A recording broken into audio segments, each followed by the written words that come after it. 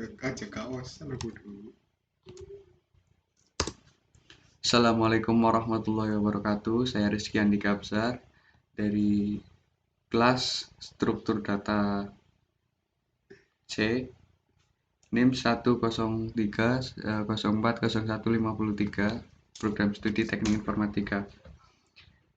Di sini tujuan pembuatan video ini adalah untuk menjelaskan mengenai struktur data, di mana kita akan membahas mengenai tree atau pohon dari sistem struktur data. Di sini sudah ada gambaran mengenai gambarannya tree, yaitu di mana ada root, parent, sibling, leaf, dan leaf. Yang pertama, saya akan membacakan mengenai pengertian dari tree itu sendiri.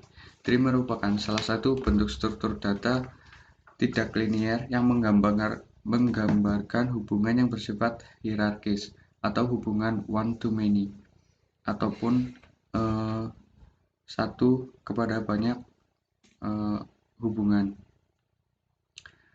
Karena pada tree ini elemen ini mempunyai dua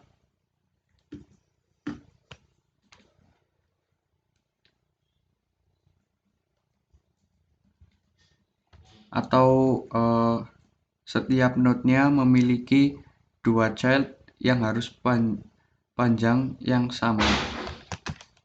Ini adalah misalkan ini pada level 3 node 6 mempunyai child ataupun anak dari node ini 5 dan 11. Ini merupakan anak node dari 6 atau yang disebut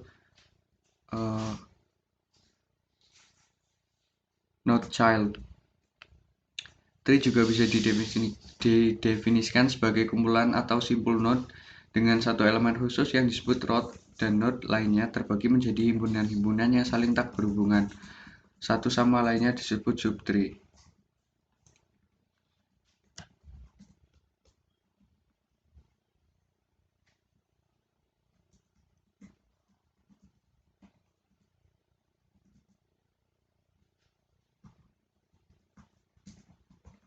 Konsep dari algoritma dalam sebuah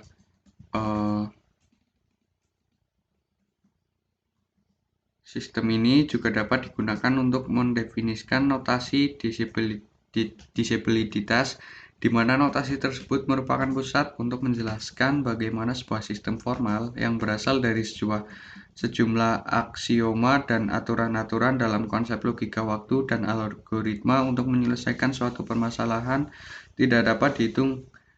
Oleh karena itu, hal ini dikarenakan tidak berelasi dengan dimensi fisik dari konsep tersebut, maka muncul istilah ketidakpastian mengkriteriakan sebuah pekerjaan yang sedang dijalankan sehingga muncul ketidaktersediaannya definisi yang konkret pada penggunaan secara abstrak dan istilah algoritma. Ini adalah gambaran bagaimana hubungan dari tree itu sendiri dengan algoritma yang menjelaskan dari fungsi-fungsi tree pada sebuah memori.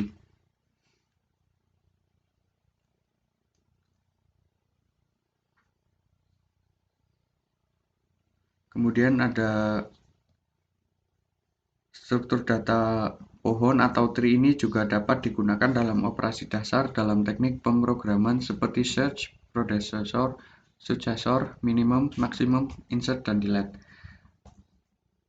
Jadi di dalam gambarannya di dalam sebuah data kita bisa mencari, memasukkan atau menginputkan data, memaksimalkan dan meminimalkan data ataupun menghapus data. Gambarannya jadi dalam sebuah memori yang berisi kumpulan-kumpulan data, di mana kita dapat akses ataupun bisa mencari, menambahkan, meminimalkan, memaksimalkan, dan menginputkan atau mendelete sebuah data. Kemudian ada istilah-istilah umum dalam tree. Yang pertama, predecessor atau node yang berada di atas node tertentu. Ini contohnya misalkan 5 dan 11 ataupun 7. Ini merupakan 2 dan 6 merupakan child node dari 7. 5 dan 11 merupakan child node dari 6. Kemudian ada successor, node yang berada di bawah node tertentu. Ini contohnya misalkan 5 dan 11 tadi ya. Child node dari 6.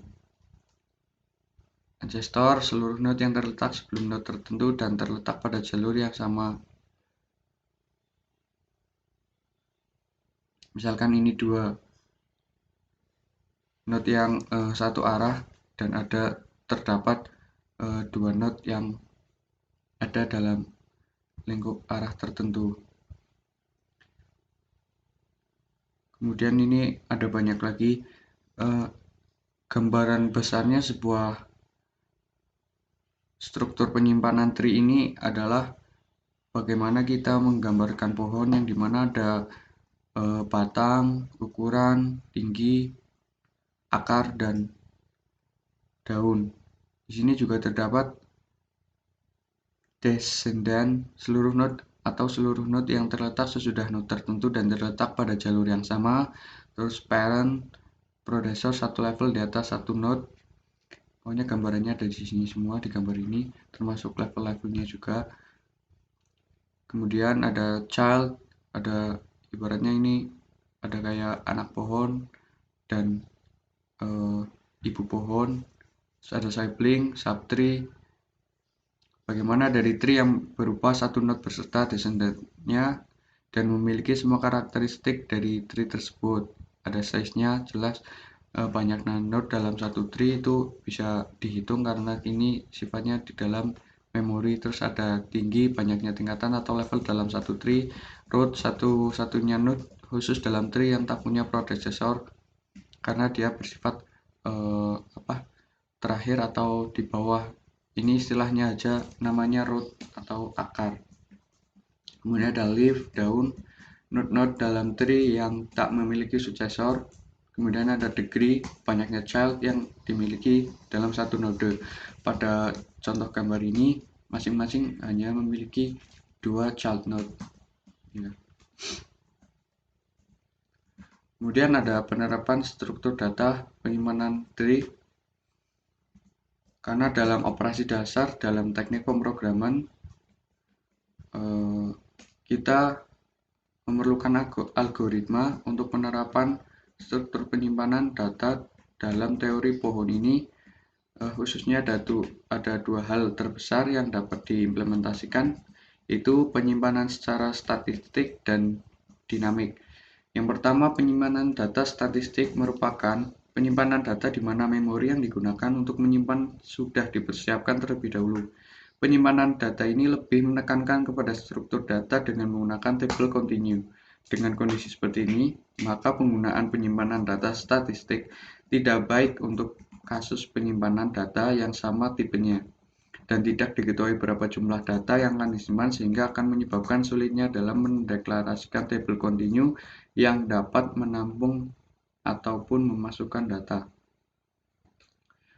Jadi penyimpanan data statistik ini lebih terkhusus ataupun lebih terperinci dan memiliki tipe data atau file yang sama dalam sebuah wadah ataupun dalam sebuah memori.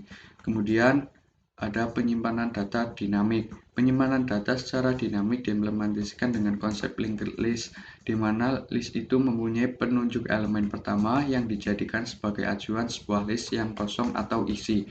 Namun implementasi list masih memiliki kekurangan untuk operasi pencarian, penambahan, dan penghapusan data untuk ditelusuri per elemen mulai dari elemen pertama. Jadi pada penyimpanan data dinamik ini Kekurangannya pada setiap elemen yang akan kita operasikan dalam sebuah perangkat memori. Misalkan kita akan menambahkan penghapusan data ataupun pencarian data dalam sebuah memori. Karenanya data dinamik ini diimplementasikan dalam konsep linked list, di mana list itu mempunyai petunjuk elemen pertama. Jadi setiap elemen itu harus mempunyai petunjuk untuk dapat kita operasikan dalam sistem memori ini agar lebih mudah proses pencarian data itu sendiri. Mungkin itu saja yang bisa saya sampaikan. Terima kasih saya ucapkan kepada Ibu Maulida, dosen pendamping struktur data pada semester ini. Kemudian semoga ilmunya bermanfaat bagi kami dan teman-teman. Saya ucapkan terima kasih. Kurang lebihnya mohon maaf. Bila taufiq wal hidayah. Wassalamualaikum warahmatullahi wabarakatuh.